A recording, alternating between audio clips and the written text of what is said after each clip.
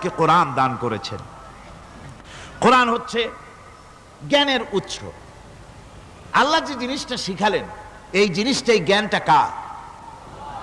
বোঝেন না কথা? এই জ্ঞানটা কার? আল্লাহ পাকের। আমাদেরকে আল্লাহ পাক জ্ঞান দান করেছেন। জ্ঞান হচ্ছে দুই প্রকার, একটা হচ্ছে ওহীভিত্তিক জ্ঞান, আর একটা হচ্ছে গায়রে ওহীভিত্তিক জ্ঞান।